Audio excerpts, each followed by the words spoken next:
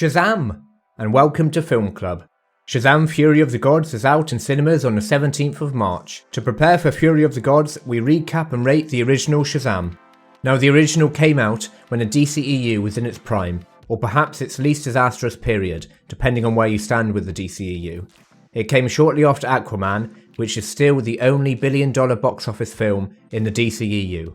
In this video, we review the plot, characters, entertainment value, comment on the post-credit scenes, and rate Shazam overall at the end of the video, comparing it to Rotten Tomatoes and the IMDb scores. Right, let's get straight into it. Plot.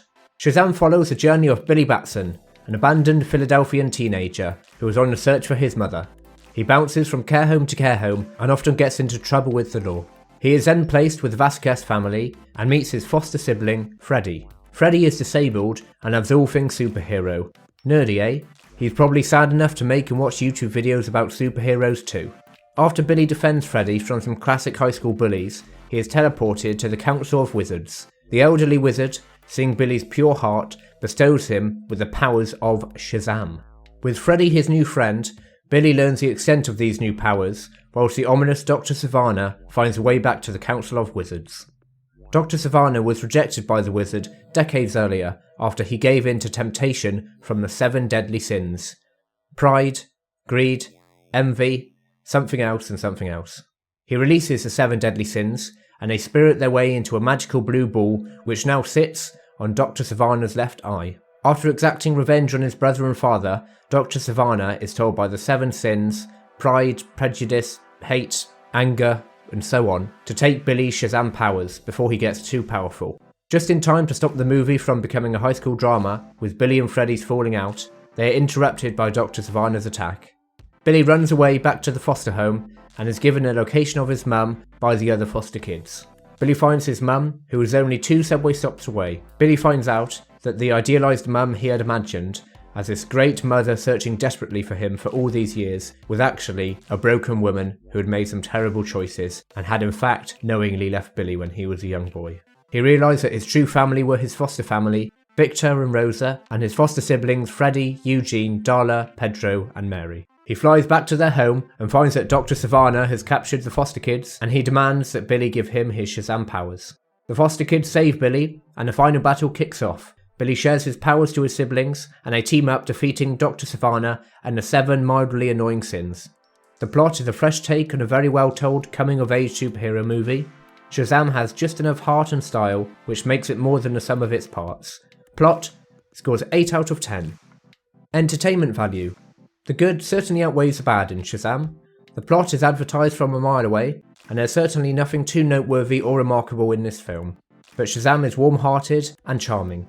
It is goofy and has the occasional good comedic moment and doesn't take itself too seriously, which for a DCEU film was a brave new take. It has a joyous campiness that I thought was long gone from the superhero genre. As for the bad, it's very cringy in parts. When a trailer or film poster features more children than adults, that's normally a big warning sign for me to leave the film alone, as I'm not a fan of child actors at the best of times. I had a few wincing moments with the younger cast, especially Freddy, who really hams it up but just comes across as unlikable. For entertainment value, Shazam scored 7 out of 10. Characters and performances. Zachary Levi was born for this role. His enthusiasm and physical comedy makes him perfect to play a teenager in an adult's body. He's a joy when he's on screen. Unfortunately, the same can't be said for Asher Angel, who plays a younger Billy Batson. He's got plenty of material to work with and a good script, but he just comes across as a smartass. The scene where he meets his mother is probably the best moment of the film, and even in that, his facial expression kind of takes me out of the moment. He has a constant cocky look to him that can really irritate. Mark Strong plays a villain, Dr. Sivana. He initially has a great sympathetic story for a villain, as he gets rejected by the wizard after being tempted by the 7 naughty little sins. He then accidentally causes a car crash and disables his dad, so quite the difficult childhood. As an adult, you can see the effect these events have had on him, but as the film goes on, he becomes a more two-dimensional villain. He also suffers from the walk, not run baddie cliche. Whenever he has a chance to beat Shazam, he just walks slowly and allows him time to get up. As mentioned, the child actors range from sweet to very, very, very, very irritating. Because of this, I've rated characters and performances at 7 out of 10. Visuals. The snowy Christmas look of Philadelphia was an homage to the Rocky films, so much so that Rocky was even mentioned in the dialogue. The 7 deadly sins were really well detailed and looked horrifying at times. They moved in a very weird way, where it was painstakingly obvious that the cast had no idea where these CGI monsters were. They didn't really feel present in some of the action fights. It was clear to see that the actors were told just to punch and kick and now add the monsters in post-production. You can imagine the cast were given directions such as, "Look out! Greed is going to jump at you, so throw a punch now!" Then they would add CGI monster in and try to stitch the fight scene together. The end result was that it seemed like the goodies were punching air and then the CGI monster would be placed over the top of the film. The simplest way to put it would be that the real footage and the CGI didn't mix well at all.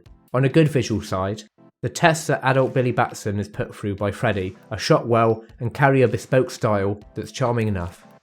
Visuals, 7 out of 10. Sound.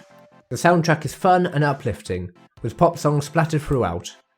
I wish Shazam's theme was more interesting though, as it has no character to separate it from the superhero films we've heard time and time before. The music for Dr. Sivana and his 7 CGI sins is tense and has a dramatic horror style to it.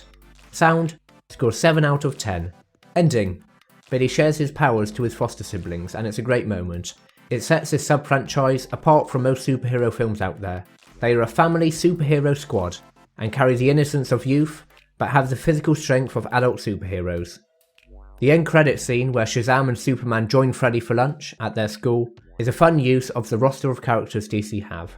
It would have been 50 times more interesting if it was actually Henry Cavill and not a body double. I'm not entirely sure why they didn't get Cavill for that 10-second shot, a contract or cost issue perhaps. In a post-credit scene, we see Dr. Sivana in solitary confinement and an alien worm called Mastermind talking to him, teeing up a villainous get-together. Looking at the Shazam 2 trailer and the fact that the DCEU is effectively a walking corpse now, this might be one of the most pointless end credit scenes I've ever watched. Ending scored 7 out of 10. Rating. Shazam receives an overall rating of 72%. A fresh take that is let down by some dislikable child actors and poor CGI. Shazam just about stands out from the large collection of superhero films we had in the last decade, but it doesn't do enough to get anything more than a, huh, that was different. Film leaderboard. When we look at the film leaderboard, Shazam is in joint 8th place, scoring 7 on every category except from plot, which receives an 8. Genre comparison. Looking across the action-adventure genre, Shazam is way better than Black Adam and Venom, and just tops Ant-Man 1. It's a middle-of-the-road film that sits in 6th place out of the 11 recent action-adventure films I've ranked.